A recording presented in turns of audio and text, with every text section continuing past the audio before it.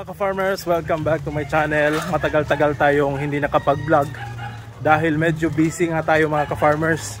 At sa video na ito ay pag-uusapan rin natin yung presyo ng mga feeds na ginagamit ko dito. So ang mga feeds na ginagamit ko is yung Integra 2000 para sa mga sisiw at saka GMP4 breeder pellets para sa ating mga alagang inahin at sa mga nangingitlog na manok. Ngayon pag-uusapan natin ang presyo kung magkano nga ba ang per kilo at per sako ng na-mention ko ng mga feeds. Alright?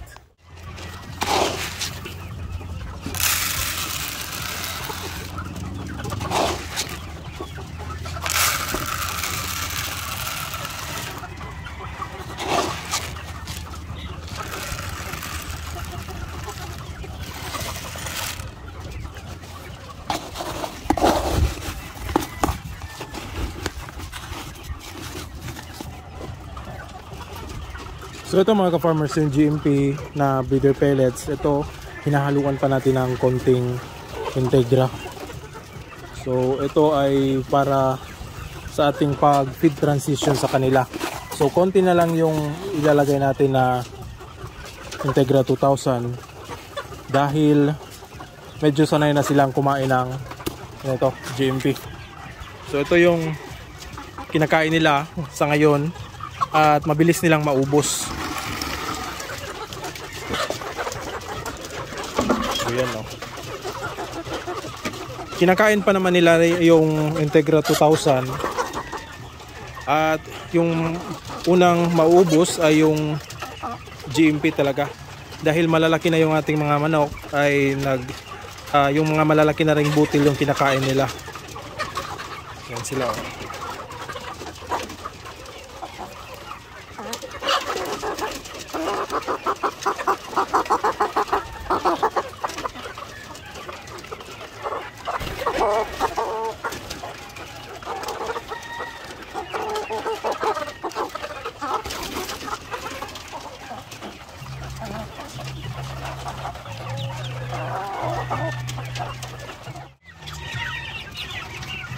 So ito naman mga ka-farmers, yung kinakain nila is hinahaluan na natin ng konting GMP4.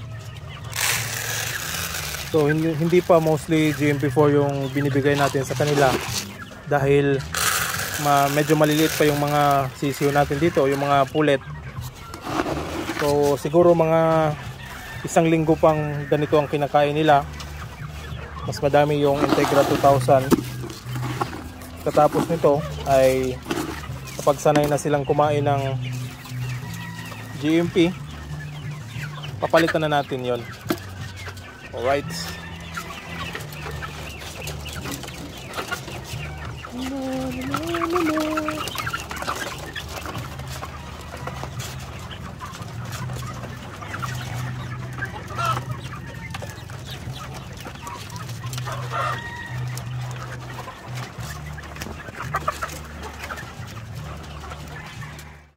Ito yung ating mga black Australorp mga ka-farmers. Hindi ko pa na-separate itong rooster sa busy nga tayo at hindi natin natuunan ng pagpansin itong mga manok natin.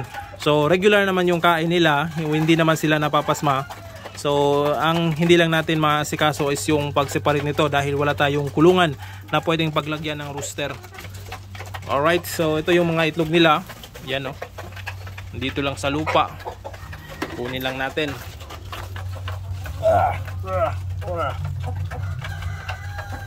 So ito yung mga itlog nila mga ka-farmers. Sayang ito dahil hindi natin pwedeng ma-incubate. Pwede naman pero mataas ang chance na low fertility ang mga itlog na ito. So for table eggs lang talaga ito. Alright. Ito naman yung ating mga white leghorn. Hindi ko pa rin na ma-incubate itong mga itlog nila dahil hindi pa rin natin na-separate yung rooster or napalitan. So ito yung mga itlog nila. Table eggs lang talaga ito ngayon. So hindi ko ibebenta ito for fertile eggs dahil mababa yung chance na mga fertile lang ito dahil babad na babad yung rooster natin. Alright. So mga ka-farmers, yung presyuhan ng feeds dito sa amin at baka sa inyo ay magkaiba yung presyo nito. So sa presyo din per kilo at per sako, mas makakasave ka talaga kapag per sako yung bibilhin mo. So yun mga ka-farmers, yung per kilo ng mag-uumpisa tayo sa per kilo, yung Integra 2000 dito sa amin mga ka-farmers is nasa 41 pesos per kilo ng Integra 2000. So yun yung mga ginagamit natin sa mga sisiw natin. Wala na tayong mga 1 month below na mga sisiw, kaya Integra 2000 dahil 2 months pataas yung mga sisiw natin dito. So 41 per kilo, at yung per sako naman nito is nasa mga 1,950 plus yung isang sako ng Integra 2000. So almost 2,000 talaga, 2,000 pesos yung isang sako ng Integra 2000. So makakasave ka niyan mga ka-farmers kung sa isang sako ang bibilhin mo. Siguro makakasave ka ng mga 150 plus na 150 pesos ang masisave mo kapag per sako yung bibilhin mo. Pero kung konti lang naman talaga yung mga manok mo, pwede ka lang bumili ng mga per kilo. So ayos lang din yun. So doon naman tayo sa breeder pellets natin. Yung Integra, yung GMP4 na breeder pellets na ginagamit natin is nasa, kung per kilo ang bibilhin nyo dito sa aming area, is nasa 35 pesos per kilo ng GMP4 breeder pellets. Pero kung per sako naman yung bilhin yan, is nasa mga 1,615 pesos. So yun yung pinakamura talaga na breeder pellets na available dito sa amin. Kaya ko rin napili yung GMP4 mga ka-farmers dahil mura na, di kalidad pa yung feeds nila. So hindi ito sponsored mga ka-farmers, sadyang ito lang talaga yung ginagamit ko dahil yun yung available na mura at makakasave talaga tayo kapag ito yung ginagamit ko. So sa inyong area, di ko alam kung magkano ang presyuhan dahil iba't iba naman yung presyuhan kada area. Maaring sa inyo mahal or maaring mura. So dito sa amin, yun para sa akin personally ay murang-mura na talaga yung GMP4 na 35 pesos per kilo, at kung sa isang sako naman 1,615 pesos yung isang sako. Yung ibang brand ng breeder pellets nasa mga 1,900 na sila.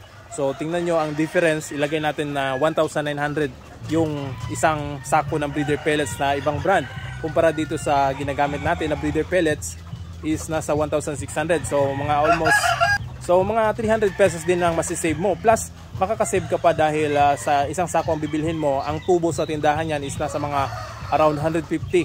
So makakalis ka talaga ng mga 450 pesos kung dito ka sa brand na ito. Pero di ko sinasabi mga ka-farmers na ito yung bilhin nyo dahil para sa akin, kung nandito kayo sa area namin, pwedeng ito yung bilhin nyo dahil ito yung pinakamura dito sa amin.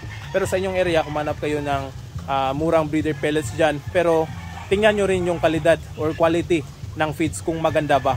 So ang importante dyan yung tingnan nyo yung crude protein ng feeds na ito. So 17.5 pataas, 17.5% or 18% yung crude protein ay ayos talaga yan. Isa ring magandang breeder pellets ay yung Gallimax 21. So maganda lang yan, maganda talaga yan na feeds, 18% yung crude protein niya, pero yun, may kamahalan. Nasa 1,900 or mga almost 2,000 na talaga yung presyo ng Gallimax 21. So ito yung iba nating mga manok dito mga ka-farmers. Yan. Yan, nangingitlog pa rin sila. Yan. Ito, nakuha natin doon sa mga itim na yung mga itlog.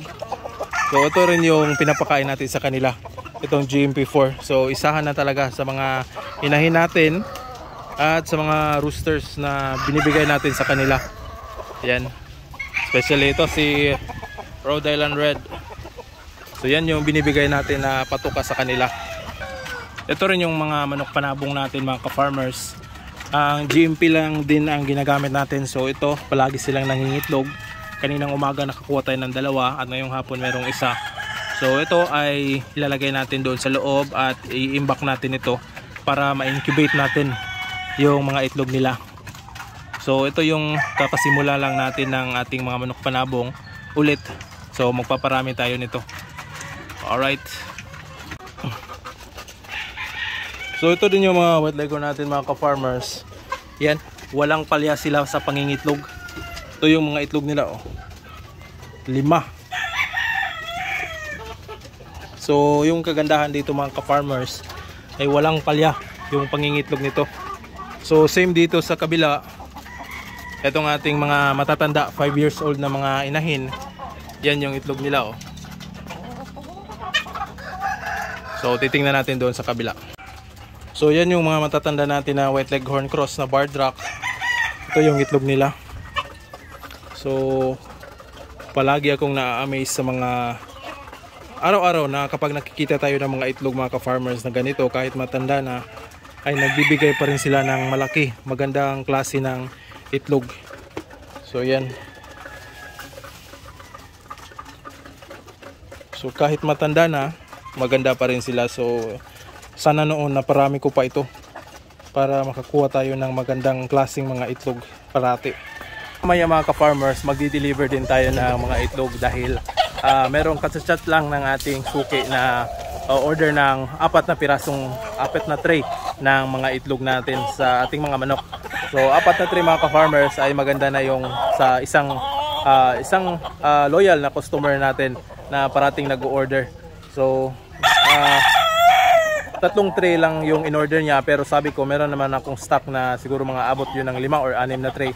Tapos ang sabi niya ay much better kapag aabot ng 4 na tray. So this mga ka-farmers, meron tayong benta ngayong araw na ito at isang blessing na rin dahil nakapagbenta tayo ng mga itlog ng ating mga alagang manok. Alright.